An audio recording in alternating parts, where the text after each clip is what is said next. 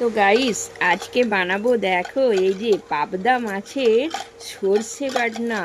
তার জন্য দেখো মাছটাকে ভালো করে নুন হলুদ দিয়ে মেখে নিচ্ছি। আর এই মাছ কিন্তু ভীষণ কড়াইতে ফাটে। তার জন্য এই যে কাঁচা তেল দিয়ে মাছগুলোকে ভালো করে মেখে নেব ভাজার আগে, তাহলে একটু কম ফাটবে। নাহলে তো গায়ে হাতে যা পড়ে কি আর বলবো। এরকম কাঁচা তেল তোমরাও কিন্তু একটু ভালো করে মেখে নেবে, তাহলে একটু কম ফাটার চান্স, বুঝলে। আর এদিকে দেখো কড়াইতে তেল তাতিয়ে এইবার মাছগুলো দিয়ে দেবো। দেখো বন্ধুরা, কাঁচা তেলটা মাখার কারণে একটু মাছগুলো কিন্তু ফাটা কম, হালকা হালকা ফাটছে। না হলে তো গায়ে পুরো তেল পুরো ছাড়িয়ে যেত, তাই না।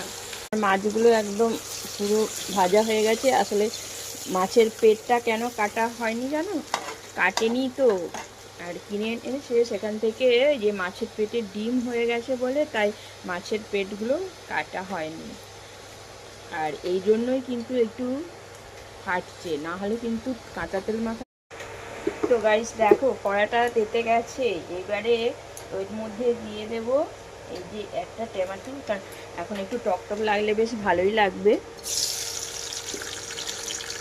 আর এই যে শিলে বেটে রেখেছি সর্ষে, জিরে আর পেঁয়াজ, খুব সুন্দর করে বেটে নিয়েছি। তার সঙ্গে লঙ্কা গুঁড়ো, হলুদ গুঁড়ো দিয়ে দিয়েছি।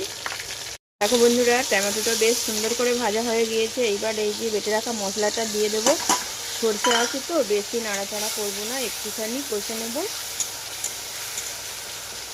সর্ষের গন্ধটা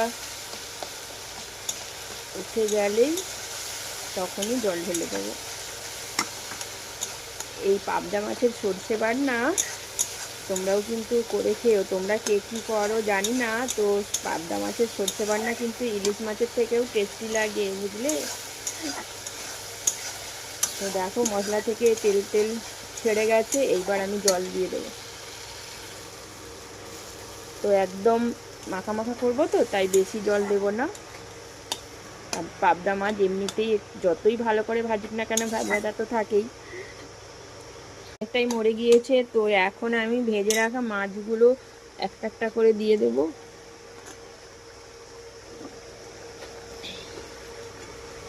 কড়ার থেকেও বড় মাছ।